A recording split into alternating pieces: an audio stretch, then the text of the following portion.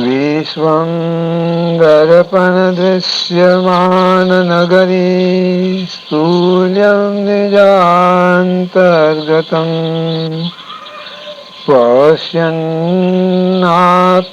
માયયા બહિર્ભૂतं યથા નિદ્રયા યો સાક્ષાત કુરુતે પ્રબોધ સમયે સ્વાત્માનમેવાદ્વયં તસ્મૈ શ્રી ગુરુમૂર્તયે નમઃ ઇદં શ્રી દક્ષિણામૂર્તયે ઓમ નમઃ શિવાય ગુરવે સચ્ચિદાનંદમૂર્તયે નિષ્પ્રપંચાય શાંતાય નિરાલંબાય તેજસે ઓમ.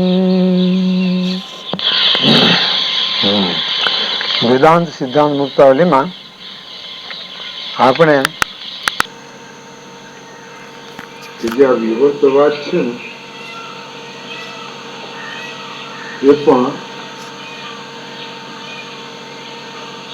બચ્ચાઓ માટે, જેમ બાળકોને જેમ મા બાપ એની ભાષામાં જેમ સમજાવી દે છે એવી રીતે અધ્યાત્મ પ્રવૃત્તિમાં જે બાળવત છે એને સમજાવવા માટે આ વિવર્તની પરિભાષા છે. ચૈતન્ય માત્ર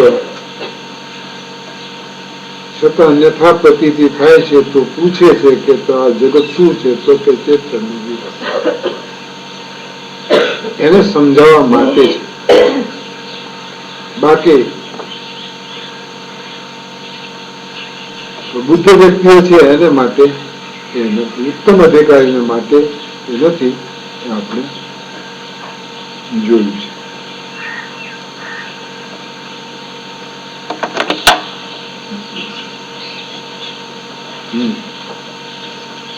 વળી અત્યંત અસત એ તો નીતિ નિવૃત્ત જ છે, પછી ત્યાં શાસ્ત્રની પ્રવૃત્તિ નિરર્થક કેમ નહીં, એ પણ પ્રશ્ન એવો હતો. કારણ કે આ જગત છે તે ત્રણ કાળમાં નથી એમ શ્રુતિમાં પણ કહ્યું છે, અને મહાપુરુષોના અનુભવની પણ એ વાત છે. તો પછી શાસ્ત્રની જરૂર છે નથી એટલે નથી ને છે એટલે છે, તો પછી એ શાસ્ત્રની જરૂર છે. તો કેમ ન કહો, કારણ કે એ દશામાં તો સત્ય પણ તેનું સમાન જ રહેશે. અર્થાત સત્યની નિવૃત્તિ ન હોવાથી પણ શાસ્ત્ર અનર્થક જ રહેશે. સત્ય સત્ય છે અને અસત્ય એ અસત્ય છે, અને શાસ્ત્ર સત્યને નિવૃત્ત કરી દે છે એવું ક્યાંય પણ જોવામાં આવ્યું નથી. જગત સત્ય છે એમ માનનારાને પણ શાસ્ત્ર નકામું થશે, કારણ કે શાસ્ત્રો એ અસત નહીં કરી શકે.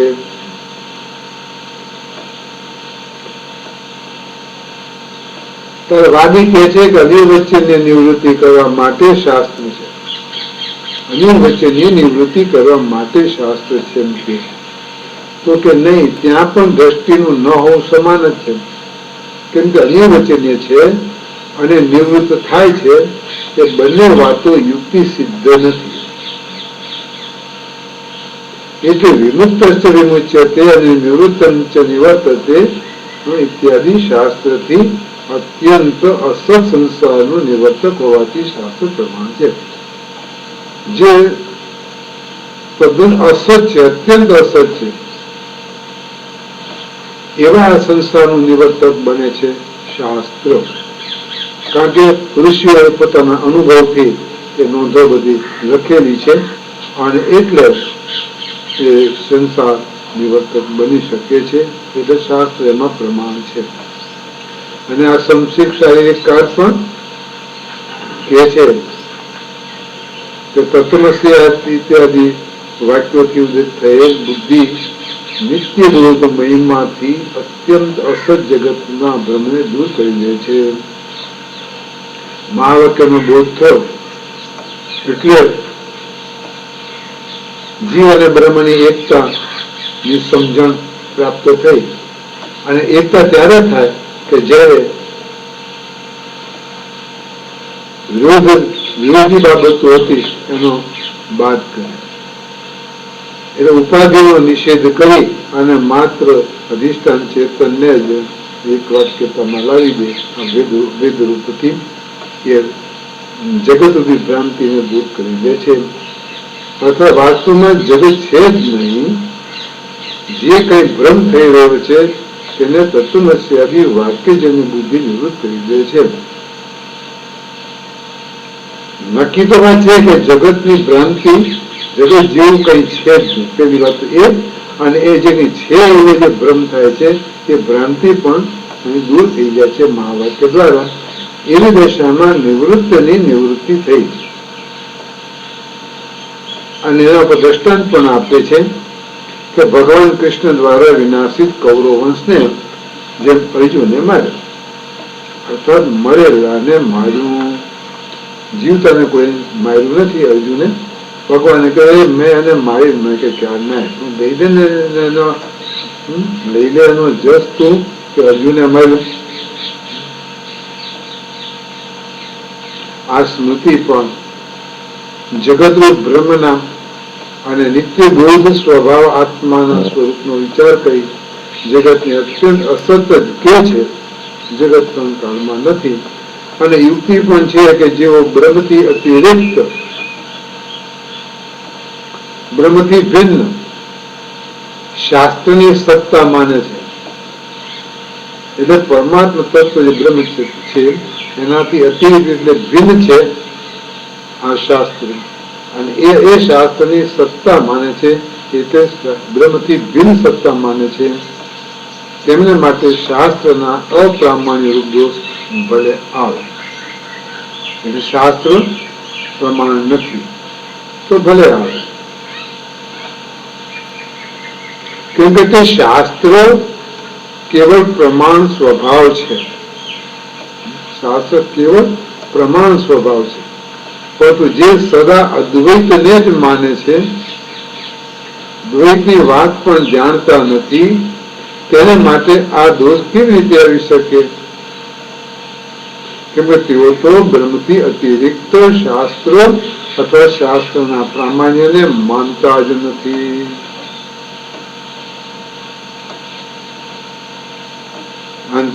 નહીં તો તેથી જ અદ્વૈતની હાનિ થાય. જો એને શાસ્ત્રના પ્રમાણ વગેરેને જો અતિરિક્ત રીતે શાસ્ત્ર માને, બ્રહ્મથી અતિરિક્ત શાસ્ત્ર અને એ શાસ્ત્રના પ્રામાણ્યને જો માને તો એથી અદ્વૈતની હાનિ થાય. કેમ તો કે બ્રહ્મ અને બીજું શાસ્ત્ર,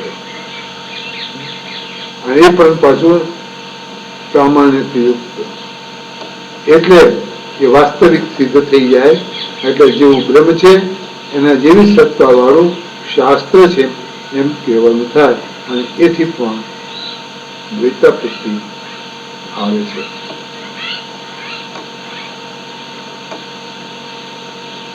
વાદી કહે છે કે વેદને પ્રમાણ ન માનવાથી તમારો મત પાખંડ સિદ્ધ થઈ જશે. સિદ્ધાંતિ કહે છે કે અમે તેને અપ્રમાણ કહેતા જ નથી. વેદને અમે અપ્રમાણ પણ કહેતા નથી. અર્થાત પાખંડ મત તો ત્યારે થાય કે જ્યારે અમે વેદને અપ્રમાણ કહીએ. વેદ પ્રમાણિત નથી એવું જો કહેવામાં આવે તો કઈ આડે પાટે જવાનો સંભવ છે. અને પછી તો કઈ મેળ પડે એવું નથી.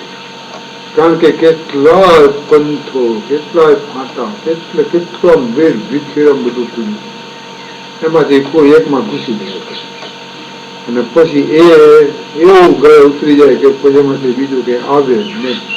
એવું પેક કરી દે એરટાઈટ, તેમાંથી પછી પેલા ભાઈ બહાર પણ નીકળી શકે નહીં. હા, પણ અમે તો એવું કહેતા નથી, વેદને આ પ્રમાણે કહેતા નથી.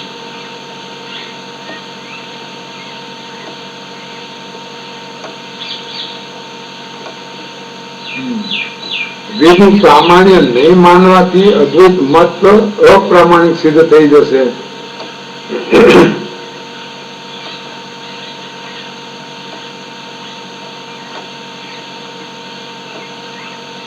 સિદ્ધાંતિક કહે જો કે પ્રમાણને આધીન આત્માની સિદ્ધિ માનવા વાળા જે દ્વૈતવાદીઓ છે ને, પ્રમાણને આધીન આત્માની સિદ્ધિ માનવા વાળા એવા પણ લોકો છે કે જે આત્માને પ્રમાણ સિદ્ધ માને છે.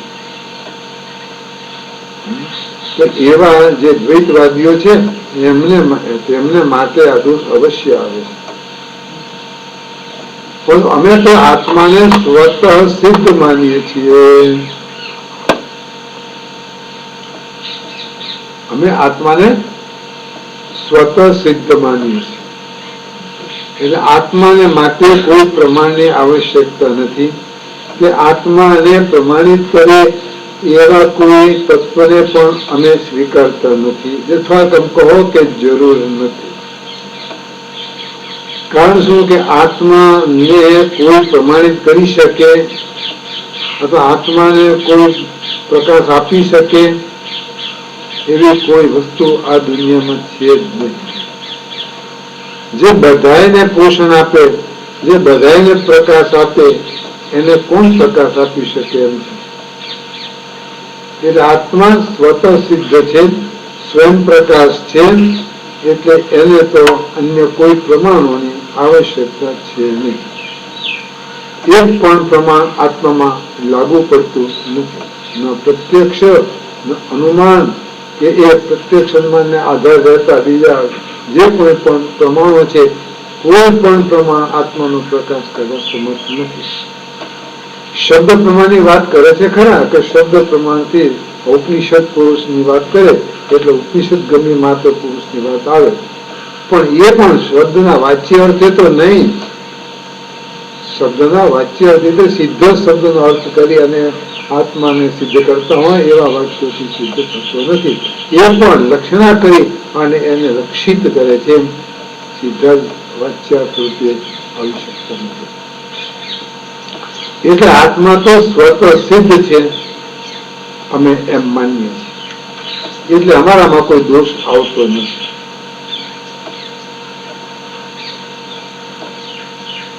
વાદી કે છે દ્વૈત દર્શિત્વ આત્માનો ધર્મ છે કે સ્વભાવ છે? દ્વૈત અને દેખવું એ આત્માનો ધર્મ છે કે સ્વભાવ છે? એમાં પહેલો પક્ષ તો ઠીક નથી. પહેલો પક્ષ છે આત્માનો ધર્મ, દ્વૈત દર્શિત્વ, દ્વૈતનું દર્શન કરવું એ આત્માનો ધર્મ છે એમ માનો તો એ પક્ષ ઠીક નથી. કેમ કે દ્વૈતાપત્તિ થશે, એક આત્મા ને બીજું દ્વૈતનું દર્શન થયું ને આત્માથી, એ આત્માનો ધર્મ છે. દ્વૈત અને એક આત્મા બે થઈ જશે, એ દ્વૈતાપત્તિ આવે છે. અને રહ્યો બીજો પક્ષ, અને તે પણ ઠીક નથી. કેમ કે સમસ્ત દ્વૈત માત્ર ની સિદ્ધિનો પ્રસંગ આવશે. જો સ્વતઃ સિદ્ધ છે દ્વૈત દર્શન, દ્વૈતદર્શી પણ એ જો સ્વતઃ સિદ્ધ છે, સ્વભાવ છે જેનો, એ તો જો સ્વભાવ છે એમ કહો તો પછી દ્વૈત માત્રની સ્વતઃ સિદ્ધિ થઈ જશે. અને તો પણ અગવડ પડશે. કેમ તો કે અદ્વૈતની સ્થિતિ પછી સમજાય નહીં. એટલે આ બંને આવા વિકૃત પ્રસંગો આવે છે. આમ જયારે આક્ષેપ મૂકે છે આ તે વખતે સિદ્ધાંતિ કહે છે કે આ દોષ આવી શકતો નથી.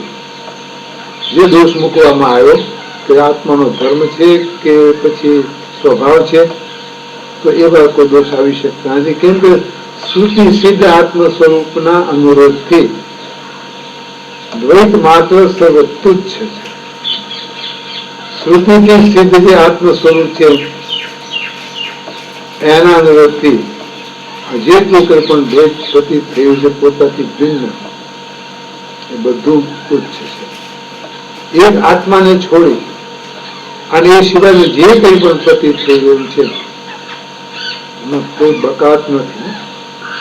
ચેતનથી ભિન્ન જે કંઈ પણ છે તે બધું કેવું નગર કઈ નથી. તુચ્છ છે એટલે એની ગણના ન થાય એને તુચ્છ કહે છે ને. જે ગણનામાં લેવા જેવું જ ન હોય એવું ફેંકી દેવા જેવું ને કચરો ફેંકી નાખી દે એ બધું નાખી દેવા જેવું છે નહીં, તુચ્છ છે. અને તુચ્છ પદાર્થની સ્વતઃ સિદ્ધિ હોઈ શકતી નથી. જે સાવ તુચ્છ છે એને સ્વતઃ સિદ્ધિ હોઈ શકતી નથી. બીજી વાત છે કે આત્માથી આત્મ સ્વરૂપ ભિન્ન આ જે દ્વૈત માત્ર તુચ્છ છે, તુચ્છ જે આત્માથી ભિન્ન અને એ ભિન્ન હોય એ બધું જળ હોય અને જળને સ્વતઃ સિદ્ધિ પ્રાપ્ત થઈ શકતી નથી. એટલે જળનો કોઈ પણ પદાર્થ પોતાની મેળે પોતે સ્વતઃ સિદ્ધિ પોતાની નહીં આપી શકે. કોઈ પણ પદાર્થને તમે લો એ પદાર્થ પોતાની હયાતી સિદ્ધ નહીં કરે. કોઈ ચેતન આવી અને એને સિદ્ધ કરે ત્યારે આ પદાર્થ છે એવો ખ્યાલ આવે ત્યાં સુધી નહીં. એટલે સ્વતઃ સિદ્ધિ એ પદાર્થની હોઈ શકતી નથી. કેમ કે સામર્થ્ય શૂન્ય જે તુચ્છ વસ્તુ છે તે સ્વતઃ અથવા પરત સિદ્ધિને યોગ્ય હોઈ શકતી નથી. એમાં કોઈ સામર્થ્ય નથી. જેની હયાતીની પણ જેને ખબર નથી એવો જે પદાર્થ છે જળ, અને એમાં એને સ્વતઃ સિદ્ધ પોતાની મેળે સ્વતઃ સિદ્ધિ પોતાની હયાતી બતાવે અથવા પરત સિદ્ધિને પણ યોગ્ય નથી. કેમ તો કે છે નહીં. કઈક હોય ને જેમ ટેકાની જરૂર હોય કોઈ ટેકો દેનારું મળે, પણ જે એની હયાતી જ ન હોય તો પછી એને પછી ટેકો કોઈ આપે તો ભલે, અને પોતાની સિદ્ધિની વાત કરતા હોય સ્વતઃ સિદ્ધિની તો એ પણ એને યોગ્ય એવું હોઈ શકે નહીં.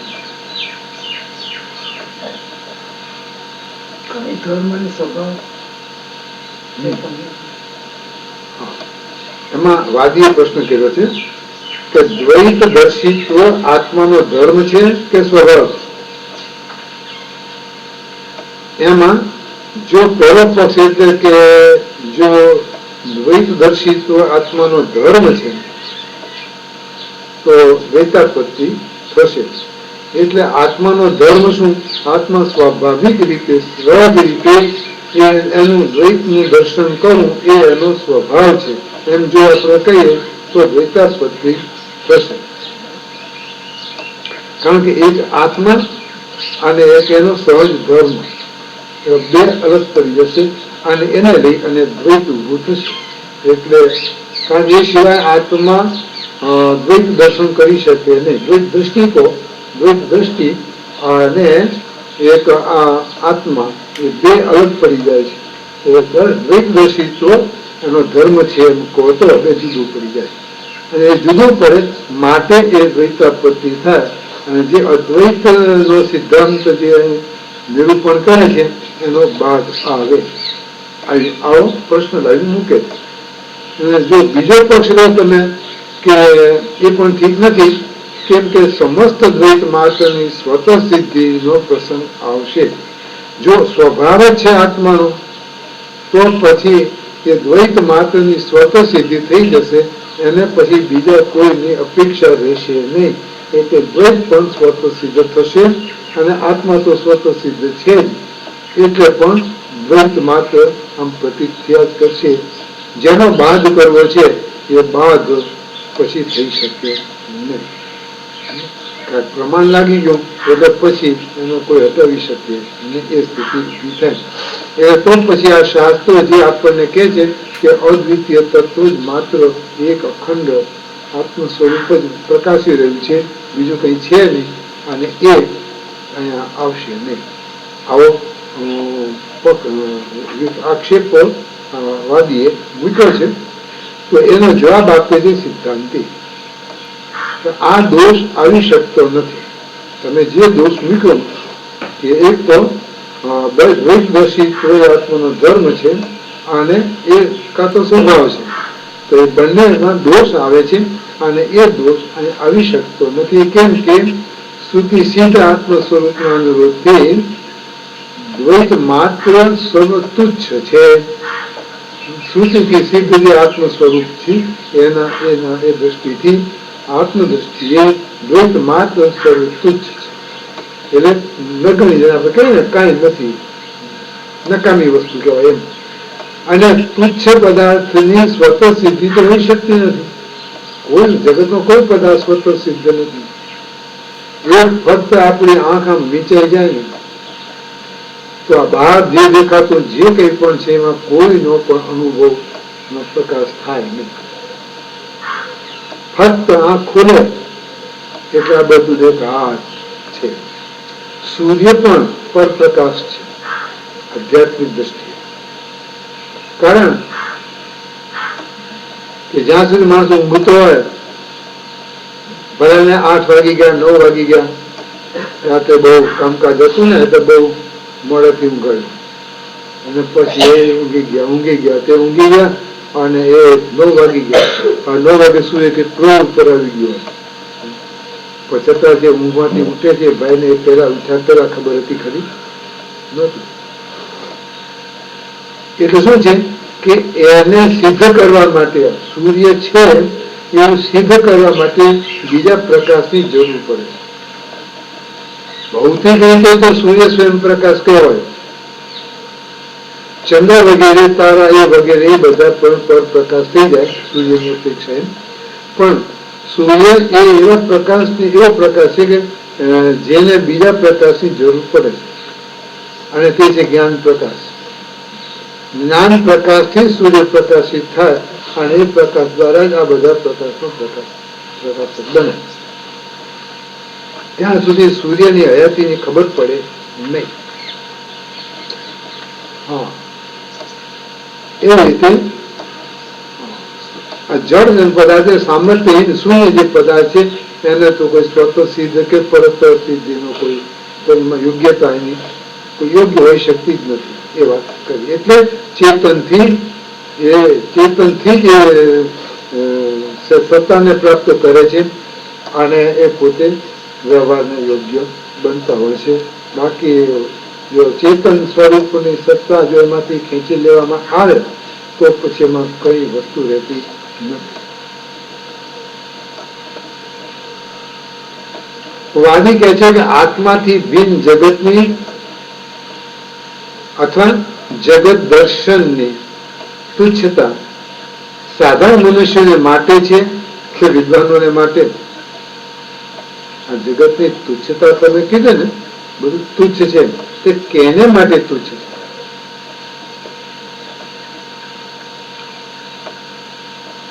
સાધારણ માણસો છે એના માટે? આ ફૂલપરાવાળા માટે જગત તુચ્છ છે એમને? ના, એમને આની ખબર જ નથી કઈ. આ તુચ્છ કહેવાય કે ન કહેવાય કે આ કાંઈ ખબર નથી. ખાઓ પીઓ કમાઓ, કાંઈ જ નહીં. બહુ તો માળા પીવો માતાજીની કે પિતાજીની કે કોઈ જે હાથમાં આવ્યા તે દીવો કરવાનું માતાજી શીખી દેવા. દીવો કરતા નતા, એ નકામ ઘી બળે, ઘી તો હોય જ નહીં, તેલ બળે નકામ. એટલે કે સાધારણ મનુષ્યને માટે તમે કહો છો જગત અને જગતનું દર્શન તુચ્છ છે, કે વિદ્વાનોને માટે એવું લાગે છે? એમાં પહેલો પક્ષ તો ઠીક નથી. કેમ કે લૌકિક પુરુષોની અબાધિત બુદ્ધિ જગતમાં અવ્યાહત અપ્રતિહત રહે છે, અક્ષુણ રહે છે. લોકમાં જે પુરુષો છે એની જે બુદ્ધિ છે અબાધિત બુદ્ધિ, એટલે જગતના ભાવમાંથી એની બુદ્ધિ જયારે વિચલિત થાય ન થાય એવી બુદ્ધિ છે. અબાધિત બુદ્ધિ જગતમાં અવ્યાહત રહે છે, એમને બંધ રહે છે. જેમ છે એમને જે સ્વીકારે છે એમાં કાંઈ એ ફેરફાર કરતા નથી. તો પછી તુચ્છત્વ ક્યાં રહ્યું? તુચ્છતા ક્યાં આવી? એમને તો એ બધું બરાબર લાગે છે, અર્થાત દૂર થઈ ગયું. તુચ્છત્વ તો દૂર થઈ ગયું એમનું. હવે એ બીજો પક્ષ તો તે પણ ઠીક નથી કેમ કે સર્વ પરીક્ષકોની એટલે વિદ્વાનોની એક મતી થઈ શકતી નથી. જેટલા દર્શનકારો છે બધા દર્શનને જો આપણે તપાસીએ તો એક વસ્તુ નીકળે, કોઈનો મત એક નહીં થાય. જો આપણે તપાસ કરીએ તો દેખાય કોઈ કઈ માને, કઈ માને, કઈ માને.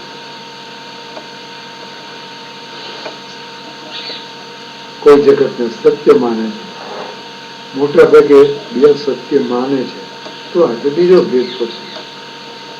એના કારણમાં ભેદ પડે, જીવમાં ભેદ પડે. કોઈ કહે છે કે જીવ વ્યાપક છે, ને કોઈ કહે છે કઈ તો અણુ છે, ને કોઈ કહે છે મધ્યમ પરિમાણો વાળું છે. એક સરખો સિદ્ધાંત સર્વ વિદ્વાનો એટલે દર્શનકારોને પાસેથી આપણને મળતો નથી હોતો. એટલે એક મતી સિદ્ધ થઈ શકતી નથી. જુઓ, સમસ્ત પ્રમાણ પ્રમેયને ન માનનારા, પ્રમાણને ન માને, પ્રમેયને ન માને,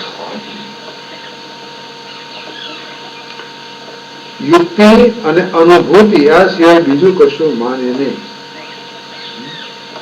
બે ન પ્રમાણ, યુક્તિ બીજું કશું જ નથી.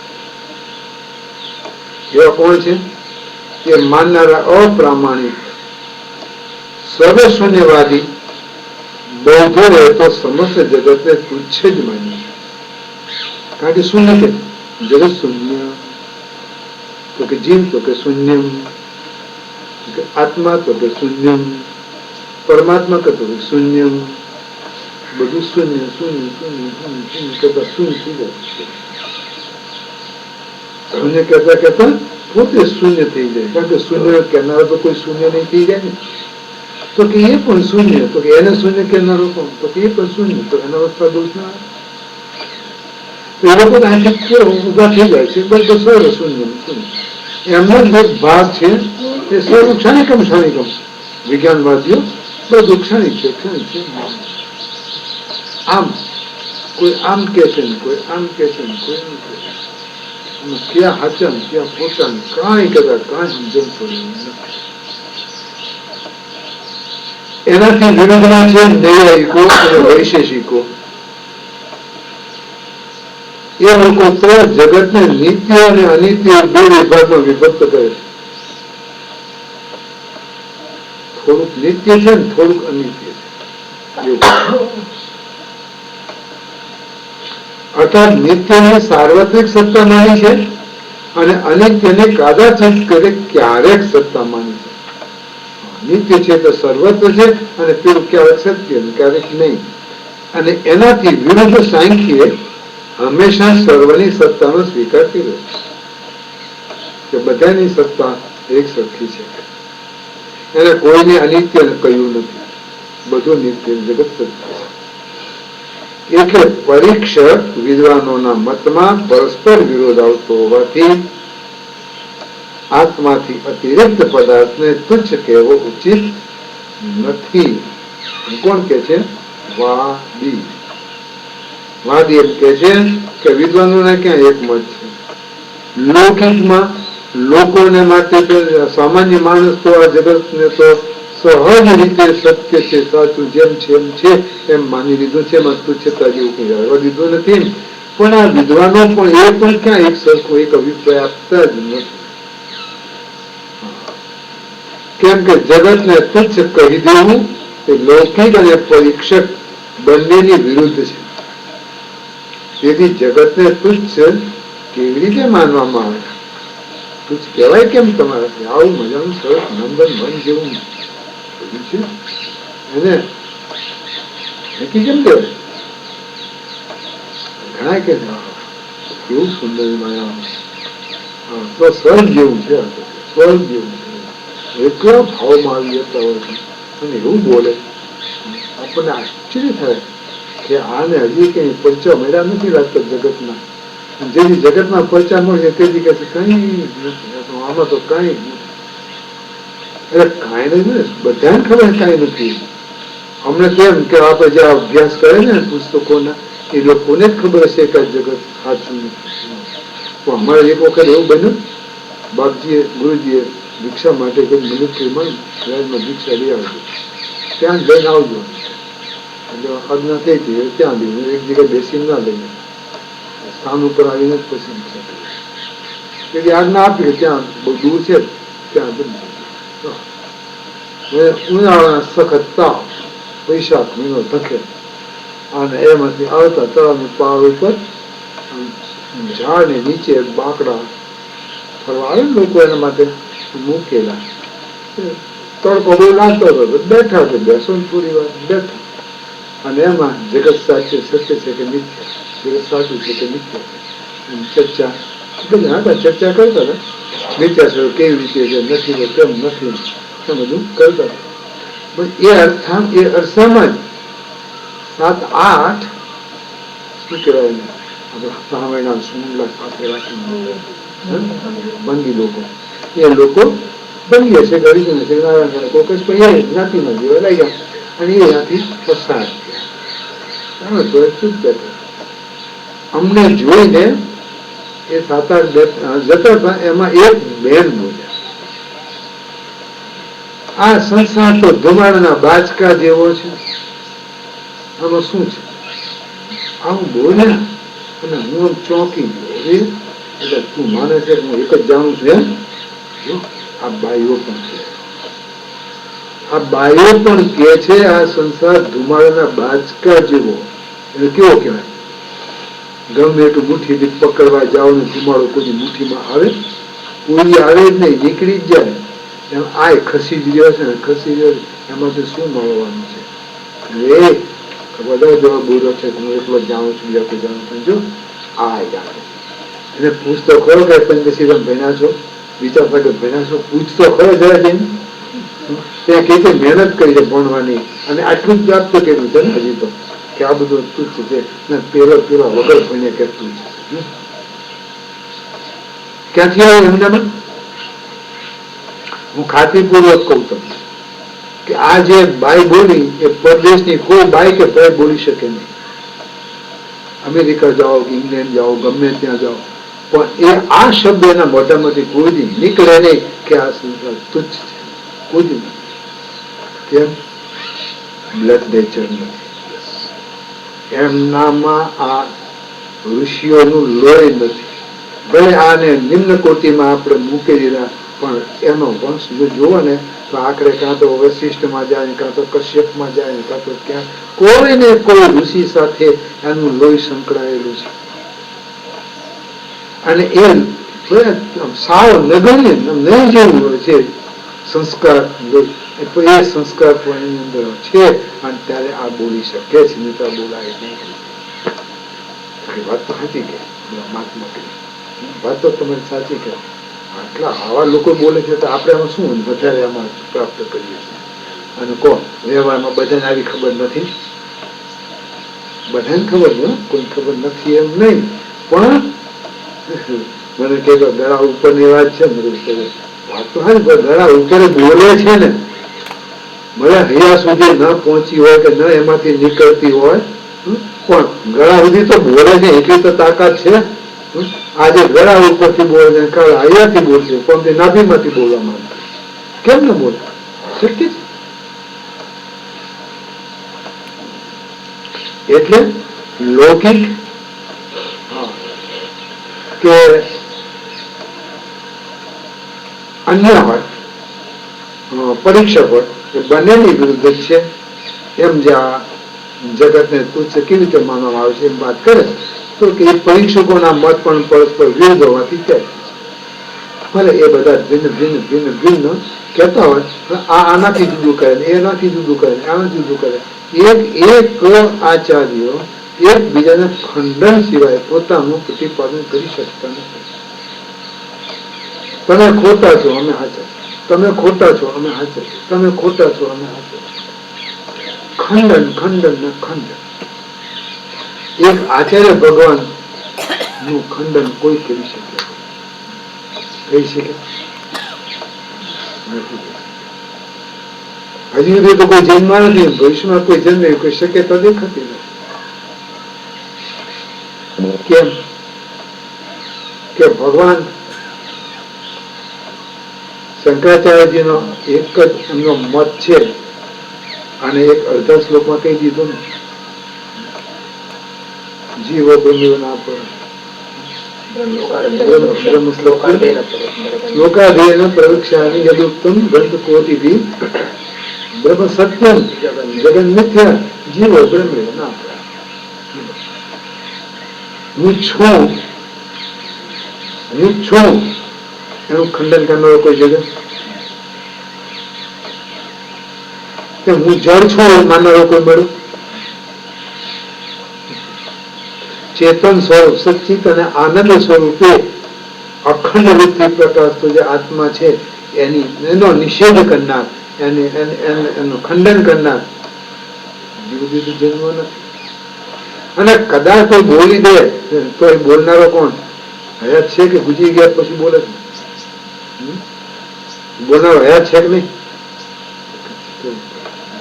એટલે આ તો ખંડન કોઈ રીતે થઈ શકે એમ છે જ નહીં. બાકી બધું ખંડન થાય, યુક્તિઓનું ખંડન થાય, નિયમનું ખંડન થાય, બધું ઘણું ઘણું ખંડન થાય, પણ મૂળભૂત જે સિદ્ધાંત છે એનું ખંડન કોઈ રીતે નથી થઈ શકે. એટલે પરીક્ષકોના જે મતો છે, મત છે ને એટલે ખંડન થાય છે. જેને મત છે ને એ ખંડિત જેવું ખંડિત થઈ શકે, બીજાનું ખંડન કરે, કારણ કે મત છે.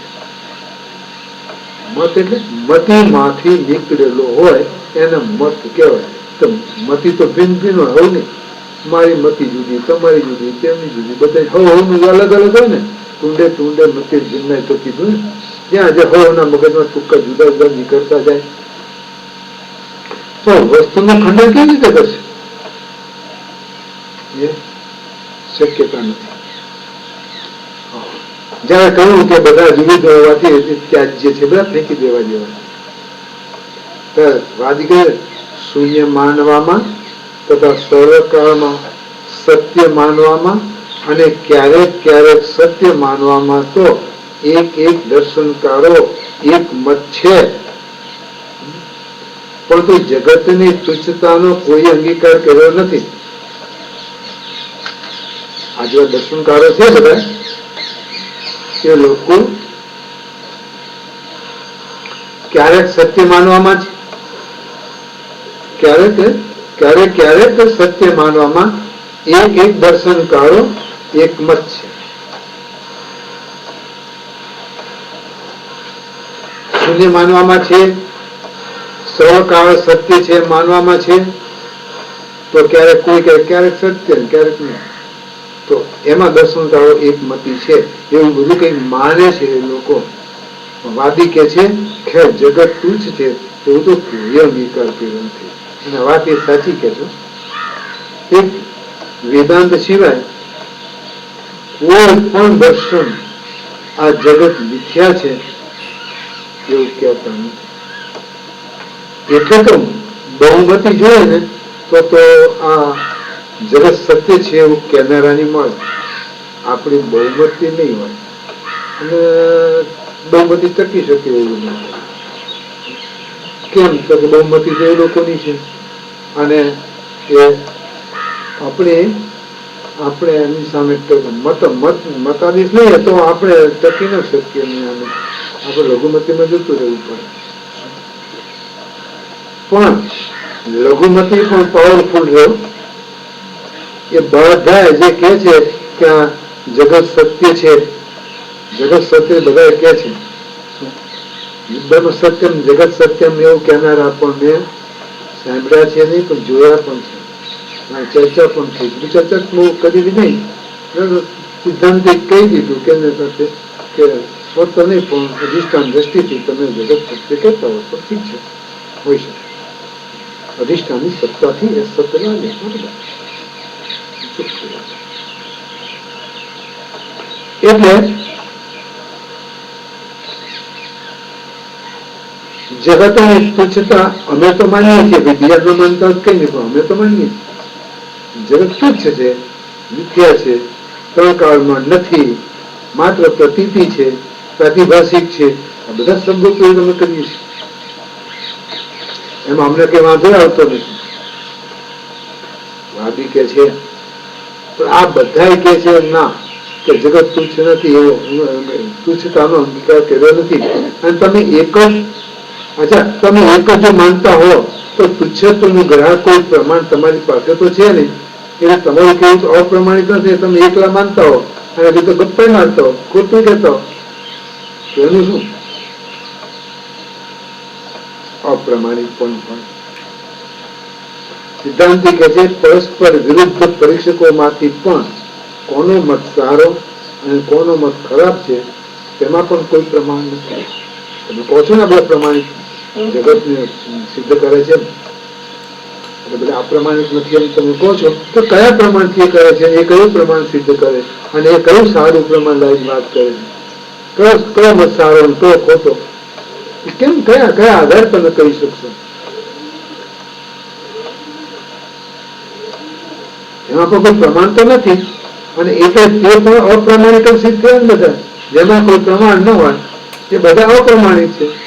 એ બધા માથામાંથી કાઢેલી વાતો કરે છે અને શ્રુતિના વાક્યો છે ને એને ખેંચી તાણી અને આમ મૂકે છે. જેનો અર્થ થતો ન હોય ને એના એવા અર્થ કરી અને એમાં ભેળવી દે છે. અને પછી જે લોકોને તેની કઈ ખબર નથી, અભ્યાસ હોય નહીં, એટલે હાય હાથ કરતા હોય, હાય હા કરતા હોય, થોડા ભેગા થતા હોય, બીજું કઈ તથ્ય નથી એની પાસે. પણ શ્રુતિ જે કહે છે આગળ પાછળ અનુસંધાન પૂર્વક જે એનો વાસ્તવિક અર્થ થતો હોય એમાં આવે તો કાળની ધ્યેય નહીં આવી જાય. જગત ત્રણ કાળમાં છે નહીં, એમ સ્વાભાવિક રીતે દીકતું આવી જાય એની છે.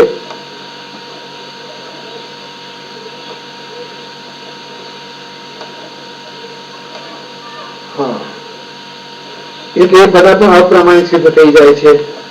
વાદી જે દોષ રહિત હોય, મજાની વાત. વાદી પણ છે તો ડાયો ભલે આમાં શિંગડા માંડે છે પણ પાછો શિંગડો નમાવી તો બેસે એટલે વાગે નહીં એવું કઈ કરે છે. વાદી જે દોષ રહિત હોય અને વેદ મૂલક હોય તે તો ગ્રાહ્ય છે. આવ્યું છે કે વેદ મૂલક હોય અને જે વેદ વિરુદ્ધ હોય અને દોષયુક્ત હોય તે અગ્રાહ્ય છે. જેમ કે પાખંડ મત એ વેદ મૂલક નથી અને દોષ સહિત છે, એટલે પછી એ અગ્રાહ્ય છે. સિદ્ધાંતિ કે છે અંત જો અંતમાં શ્રુતિનો જ વિશ્વાસ છે, શ્રુતિનો આશ્રય લેવાનો છે, તો શ્રુતિ સિદ્ધ જે નિર્દોષ મત છે તેનું ગ્રહણ કરવું જોઈએ. શ્રુતિનું પ્રમાણ જેમાં મળતું હોય એ આપણા માટે તો પ્રમાણ છે. એટલા માટે પોતાના મગજમાંથી કાઢી અને કહેતા હો અને જો શ્રુતિનું પ્રમાણ જો ન મળતું હોય કે સ્મૃતિનું પ્રમાણ ન મળતું હોય તો એ મગજમાંથી કાઢેલું કોઈથી પ્રમાણિત થઈ શકે નહીં. આ વાત નિશ્ચિત. અને એવી રીતે ટૂંકા કાઢનારા ઘણા જેમ ફાવે તેમ કહેતા હોય ને પોતાની મેળે બોલ કરતા હોય, કેટલાક સમજ્યા વગર પણ બોલતા હોય છે, તો એક પ્રમાણિત કહેવાય નહીં. પ્રમાણ તો શ્રુતિનું મળવું જોઈએ અને શ્રુતિનું પ્રમાણ જો મળતું હોય તો વાત સાચી, અને તો ફેંકી દેવા જોઈએ. અને તેનાથી ભિન્ન મત અપ્રમાણિક હોવાથી અગ્રાહ્ય છે. એટલે શ્રુતિથી ભિન્ન જેટલું આવે એ બધું મૂકી દેવા જેવું, અડવા જેવું નહીં. પછી એ જગ્યાએ કહેવાયું કે ભગવાન આવીને કે ના હું કઉ છું સાચી વાત છે, તો હું ઉભા રહેજો, હું જરા જોઈ લો એમાં ક્યાંય મળે છે કે નહીં. જો ના મળે તો પ્રભુ હવે આપ કહો છો રાખો તમારી પાસે, અમારે આ છે કહી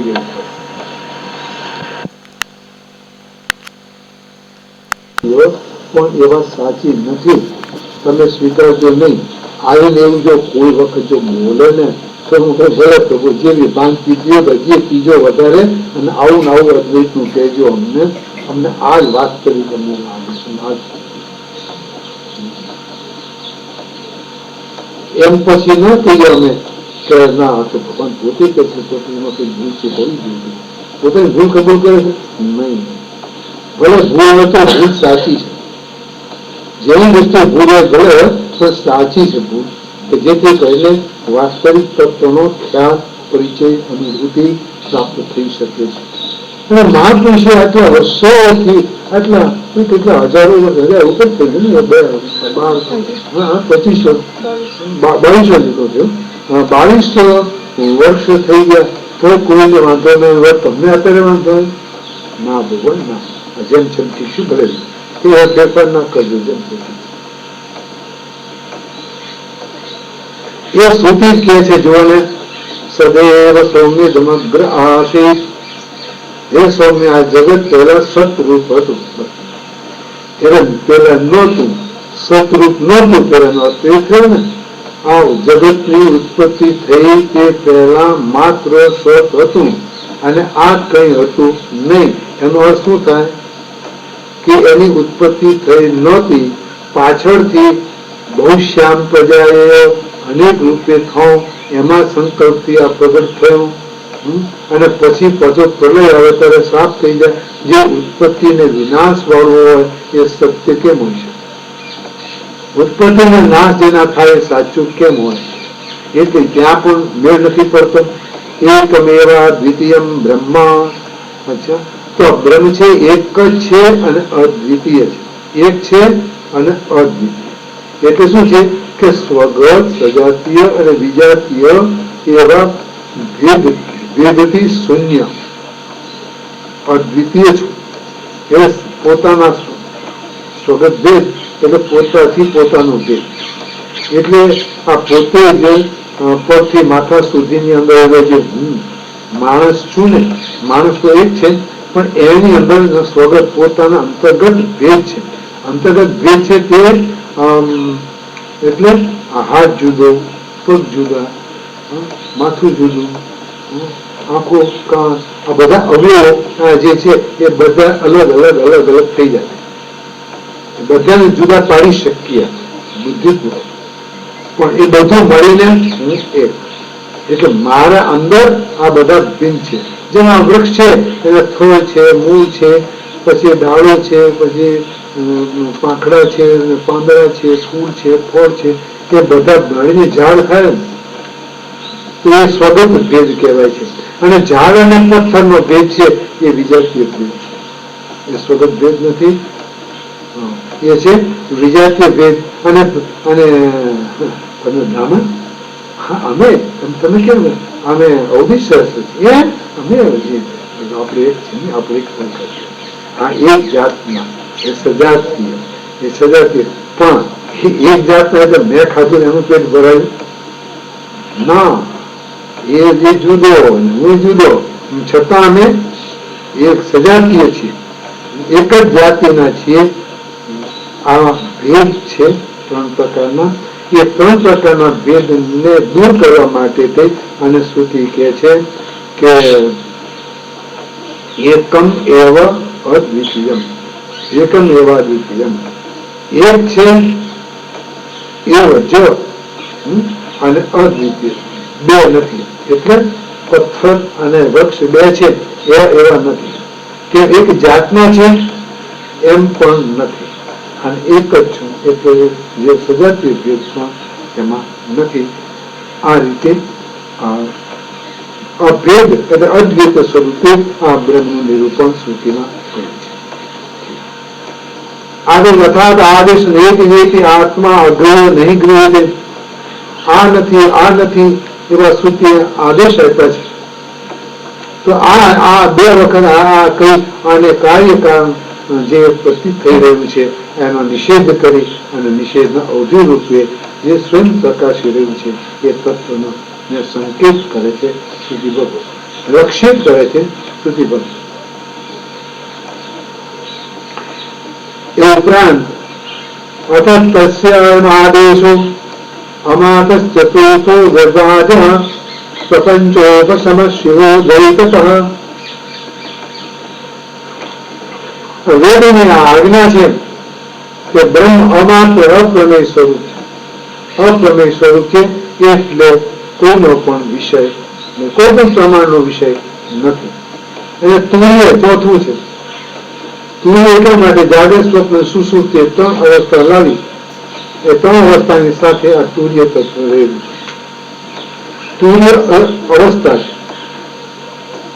અને પેલાની અપેક્ષા, એ અપેક્ષા છોડી દો તો તુર્ય પોતે જ તત્વ છે અને એ સ્વયં તુર્યાતીત પોતાનું સ્વરૂપ જ છે.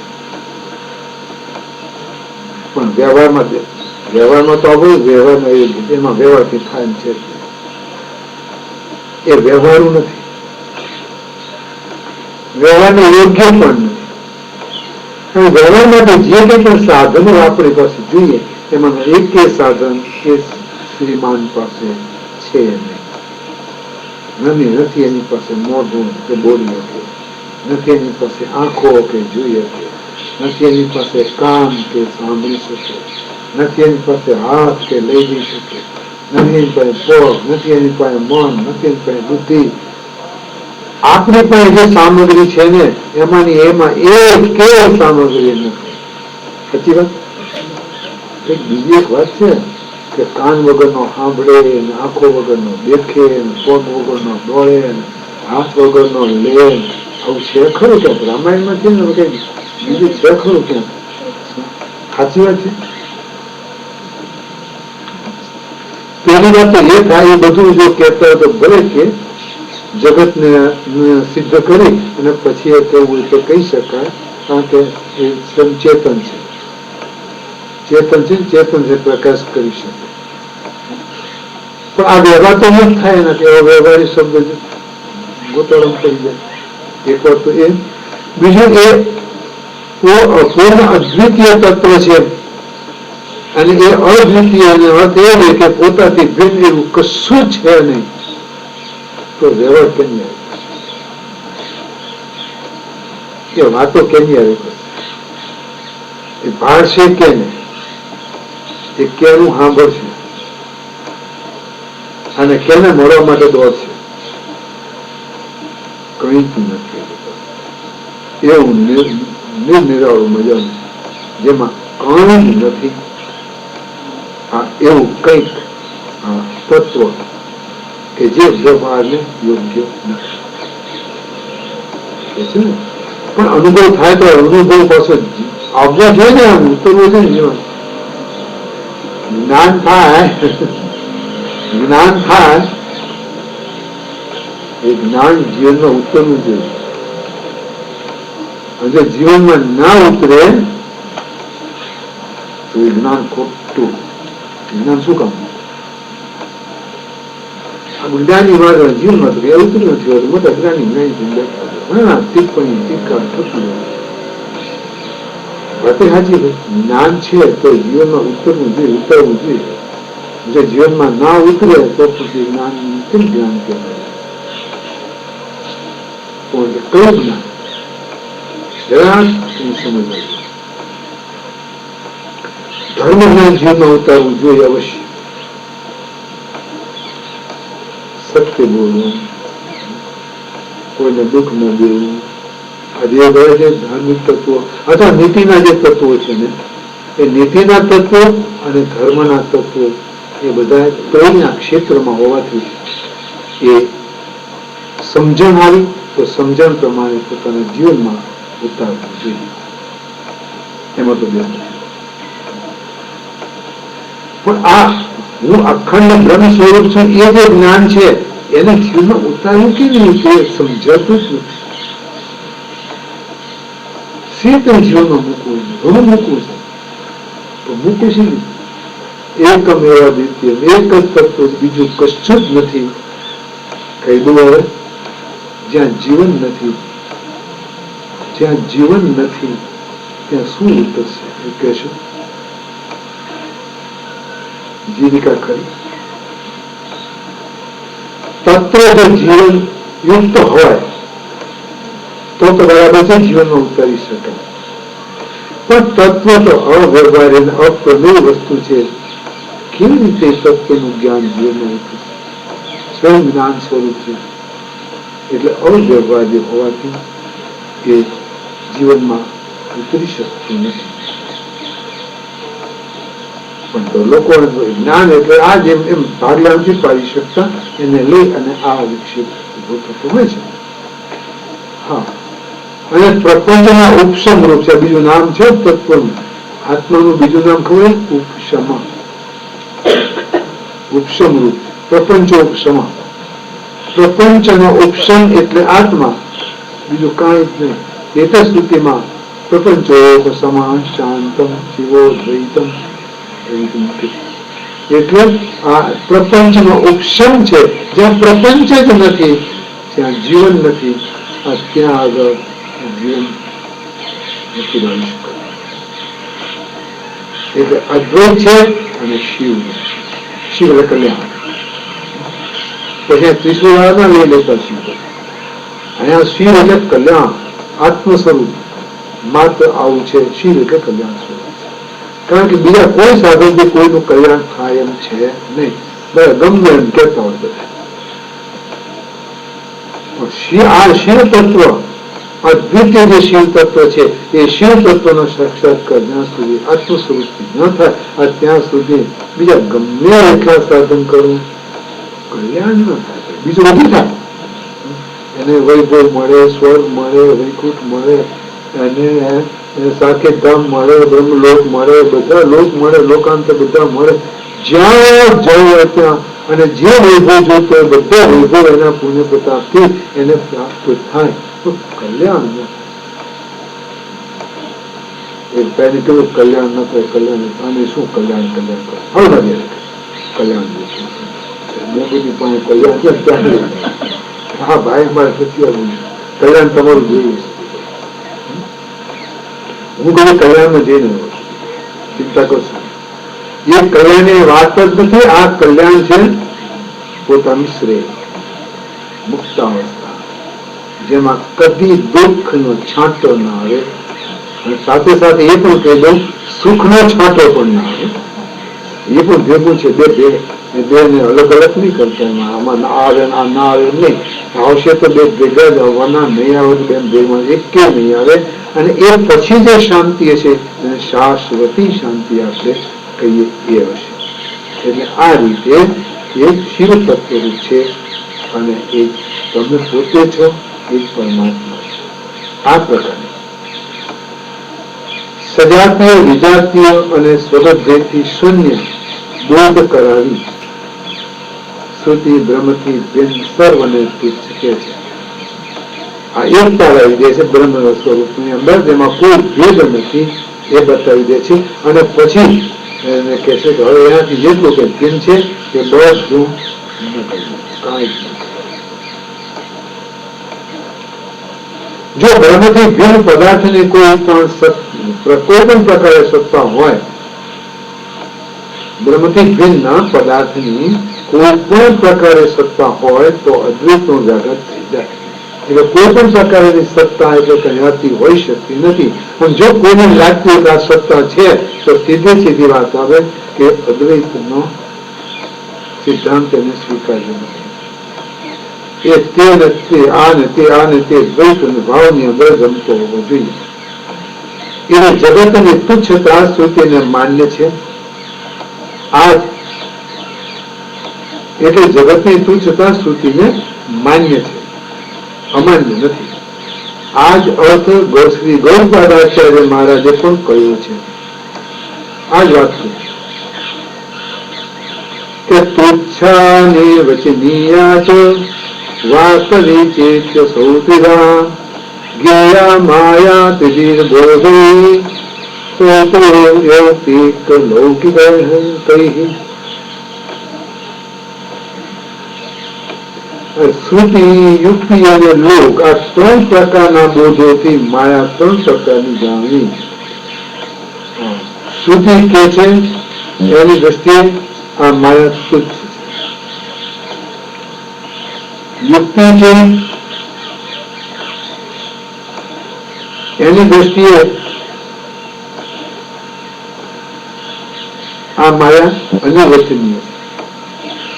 અને લોકોની દ્રષ્ટિથી કે છે તે સાવ સાચી માયા લાગે છે. એટલે તુચ્છ, અનિર્વચનીય અને વાસ્તવિક આ ત્રણ ભિન્ન ભિન્ન અધિકારીઓને સામે અમને મૂકી દીધા ભિન્ન ભિન્ન દ્રષ્ટિકોણથી.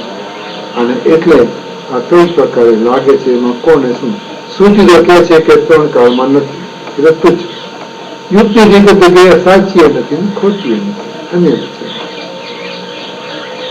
અને લોક વગર શું ખોટી શું અમી રીતે હાવ હાથી પર જો અરે એમાં બાપ દાદા વખત આ બધું જોયું છે એમને મત બંધ કર્યું છે અને નથી એમ તમારી કેમ વશિષ્ઠજીએ પણ આ વાત કરી છે ઘણા આશ્ચર્યની સાથે. એમાં કહે છે બહુ આશ્ચર્યની વાત છે. ઓમ ચિત્તમ યત સત્યમ બ્રહ્મ તત વિસ્મૃતમ નૃણામ યદ અસત્યમ અવિદ્યાખ્યમ તત્પુરઃ પરિવર્તતિ. મોટું આશ્ચર્ય જુઓ, જે સત્ય ધર્મ છે તેને તો લોકો હાવ ભૂલી ગયા છે અને જે અસત્ય અવિદ્યા છે કે સામે પ્રતીત થઈ રહી છે, સામે છે, દેખાતું નથી બરાબર દેખાય છે. ઓમ ચિત્તમ પદ્મોક્ષે બધા તંતુ હૃદયમ અંધમાના યા વિદ્યા તયા વિશ્વમ ખિલીકૃતમ.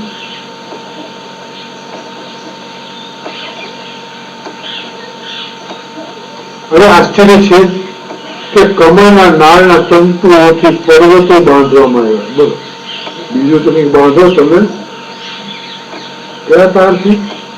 કમળની નાળના તંતુ છે ને તંતુને ખેંચી કાઢી અને એનાથી આ પહાડોને બાંધ્યા છે બધા એક ખકાતી જવા. કેમ કે અવિદ્યમાન જે અવિદ્યા છે હા તેને તમામ વિશ્વને વિકલ કરી રાખે, નીચે આવવા દેતી એવી બાંધી રાખે, બધા બાંધી રાખે કમળના તંતુથી પહાડ જેવાને બધા બાંધ્યા. આ વશિષ્ઠ મહારાજ રામચંદ્રજીને